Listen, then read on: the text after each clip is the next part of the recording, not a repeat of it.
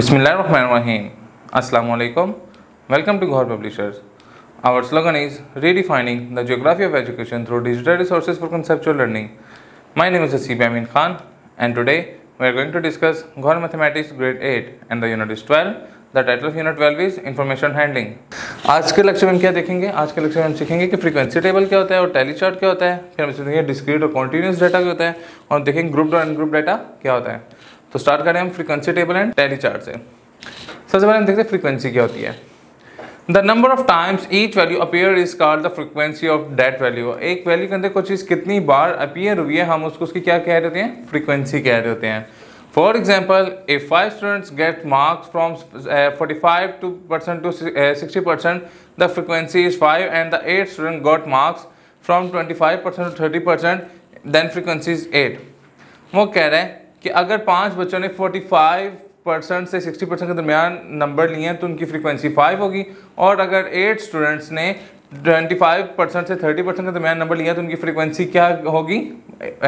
8%, sorry, तो उसकी frequency क्या होगी? 8। Frequency table, the table which gives the frequency of each score is called frequency table. कहता है वो टेबल जो कि हमें फ्रीक्वेंसी का हर एक फ्रीक्वेंसी का स्कोर दे रहा था, उसका क्या कहला रहा था? फ्रीक्वेंसी टेबल कहला रहा होता है। Group frequency table and tally chart. Group frequency table क्या होती है, टैली चार्ट क्या होती है, हम इसको देखते हैं। The local health authority wanted to collect some information. Local health authority information collect करना चाह रही है किस चीज़ के बारे में कि जो बच्चों का जो 5 साल तक के बच्चे हैं उनकी हाइट उनको ऑब्जर्व करना चाह रही है एक स्पेसिफिक एरिया में। एट द फर्स्ट विजिट में स्कूल फॉर मेडिकल एग्जामिनेशन के लिए the height of the child of the 5 years बाद रिकॉर्डेड, ठीक है, उनकी जो हाइट है रिकॉर्ड की गई है। For example, the following figures are the recorded heights. उन बच्चों की हाइट रिकॉर्ड की गई है किसमें? सेंटीमीटर में, ठीक है, ऑफ 90 चिल्ड्रन की ये हाइट रिकॉर्ड की गई है। तो ये सारे उनकी हाइट के सैंपल्स हैं। In the table height are the listed in the random order. कहता है इसमें देखें वो जो हमारे पास जो डिजिट टाइम है वो किसमें? रैंडम ऑर्डर में पड़े हुए हैं। The same order children came from the medical examination, जो कि हमने एक ही मेडिकल एग्जामिनेशन से उनका सैंपल कलेक्ट किया हुआ है। We are to arrange and organize this data some manner for understanding to get any result we group the height as। वो कहता है हम इसको ऑर्गेनाइज करते हैं ताकि हमें समझने में भी आसान हो और हम इसको जो डाटा है वो भी एक ऑर्गेनाइज शेप में आ जाए। तो हम उसको एक ग्रुप में इसको डिवाइड कर रहे हैं। हमने क्या किया, 90 से 94 सेंटीमीटर वाली जो हाइट है उनको एक ग्रुप में कर दिया, 95 से 99 सेंटीमीटर वाले एक ग्रुप में कर दिया, 100 से 104 वाले एक ग्रुप में कर दिए, 105 से 109 सेंटीमीटर वाले एक ग्रुप में कर दिए, 110 से 114 वाले एक ग्रुप में कर दिए, 115 से 119 सेंटीमीटर वाले एक ग्रुप में कर दिए। इसमें जो हमारा मिनिमम सैंपल था वो 90 था और मैक्सिमम 119, इन दोनों के दरमियान में हमारा सैंपल चल रहा था।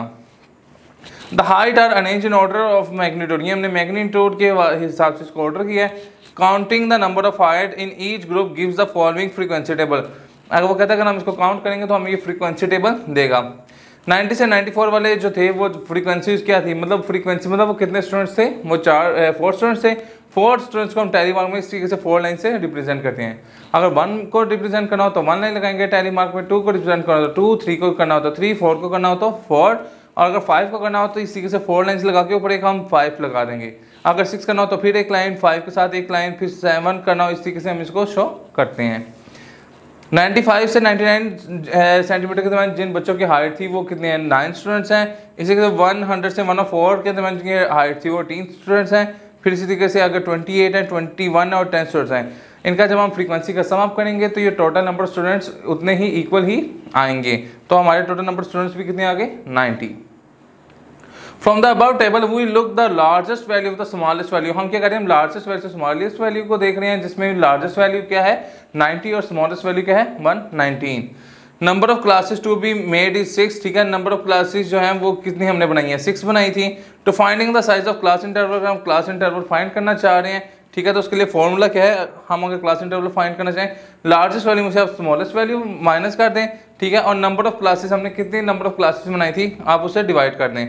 तो हमने हमारी लार्जेस्ट वैल्यू 119 थी, स्मॉलेस्ट 90 थी, और जब को डिवाइड किया किस पे? नंबर ऑफ क्लासेस कितनी बनी थी हमारी? 6 बनी थी, तो हमने 6 पे डिवाइड किया, तो ये अप्रोक्सीमेटली आंसर हमारा किसके इक्वल आ जाएगा?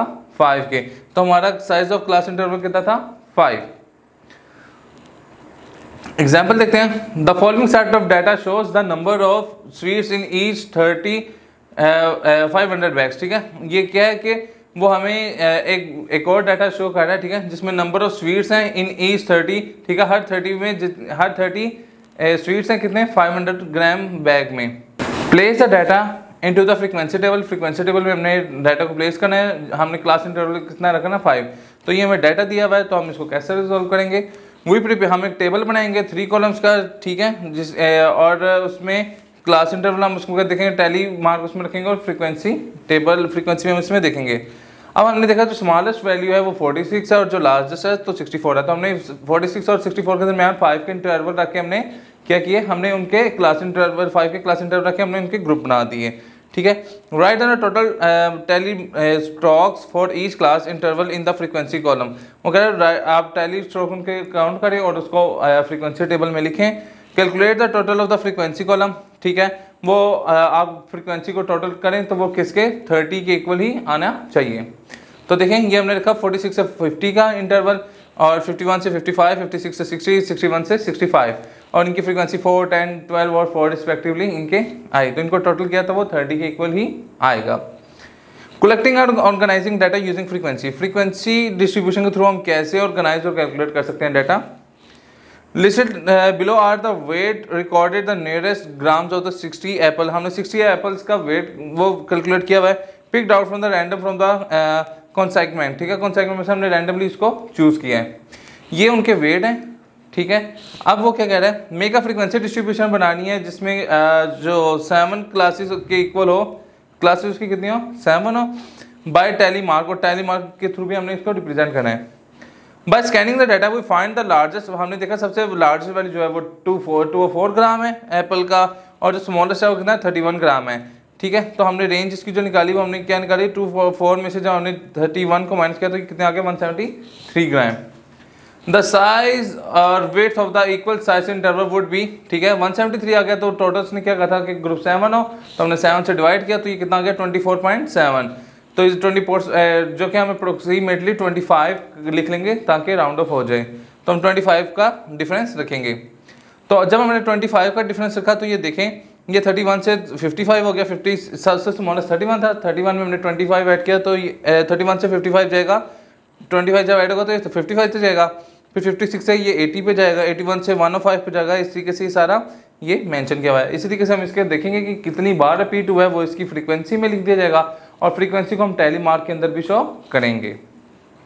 Discrete and continuous data. Discrete और कॉन्टिन्यूस डाटा क्या होता है, numerical data are in numerical form. Numerical data numerical form के अंदर ही होता है। Numerical data can take 2 forms, उसकी 2 फॉर्म हो सकती हैं, डिस्क्रीट या कॉन्टिन्यूस डाटा। डिस्क्रीट डाटा हम देख रहे हैं सबसे पहले, the data that can only take a certain value, जिसके अंदर सर्टेन एक एग्जैक्ट वैल्यू उस डाटा के अंदर, usually whole number and associated the counting is called. वो आमतौर पे होल नंबर होते हैं, कोई काउंटिंग होती है, उसको हम क्या कह देते हैं discrete data. This type of data can not be subdivided into the different parts, इसको हम डिफरेंट पार्ट्स में डिवाइड नहीं कर सकते।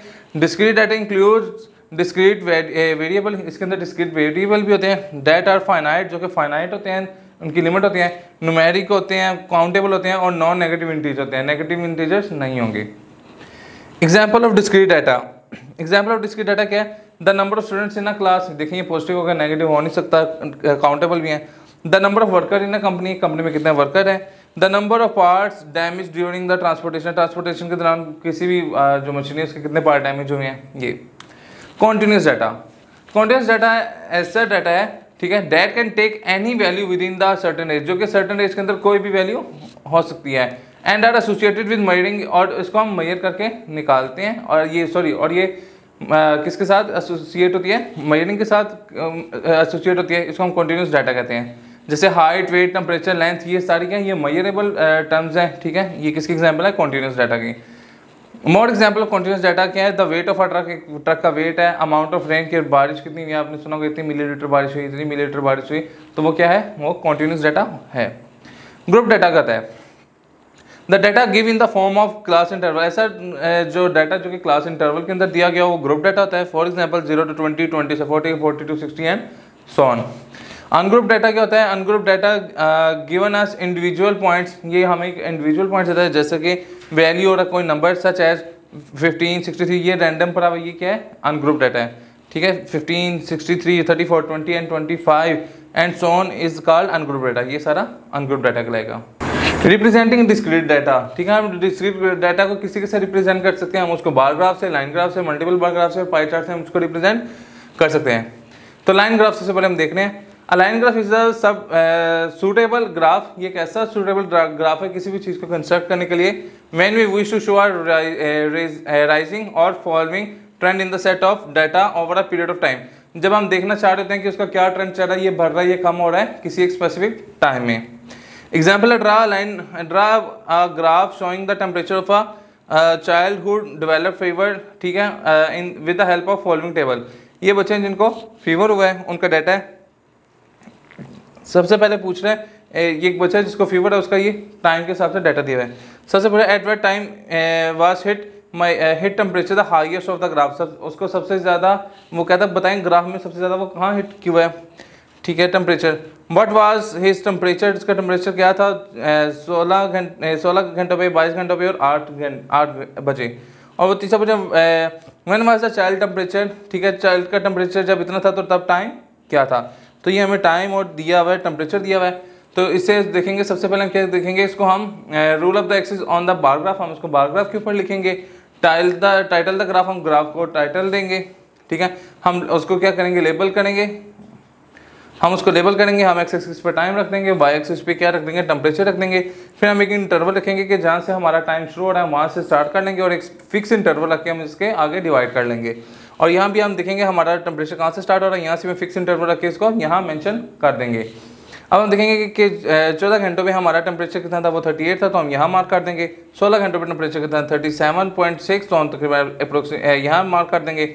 इसी तरीके से 18 घंटों पे कितना था, वो इधर 18 घंटों पे हमारा था 37.8, तो उसको हम यहाँ मेंशन कर देंगे। इस तरीके से हम सारे पॉइंट्स प्लॉट कर देंगे, आपस में मिलाएंगे तो हमारे पास एक ये लाइन शो हो जाएगी, ठीक है। तो अब वो देखा कि एट 0 इस टेम्परेचर पे द हाईएस्ट, ठीक है, एट पूरे रात को 12 बजे, ठीक है, टेम्परेचर जो था वो हाईएस्ट था जो कि 38.8 था। सेकंड जो डाटा निकला, जो टेम्परेचर था जो कि लड़के का 16 घंटों पे, 22 घंटों पे और 8 घंटों पे, वो 37.6 सेंटीग्रेड, 38.5 सेंटीग्रेड, 37 सेंटीग्रेड रिस्पेक्टिवली था। द चाइल्ड टेम्परेचर 37, जो चाइल्ड का ये टेम्परेचर, ये जो तीन दिए गए हैं, वो एक 16 घंटों पे थे, एक 18 घंटों पे था और एक 14 घंटों पे था उसका टेम्परेचर। जी सर, तो आज का लेक्चर यहाँ पे मुकम्मल होता है। इंशाल्लाह नेक्स्ट लेक्चर में मुलाकात होगी। गौहर पब्लिशर ज्वाइन करने का शुक्रिया। अल्लाह हाफिज़।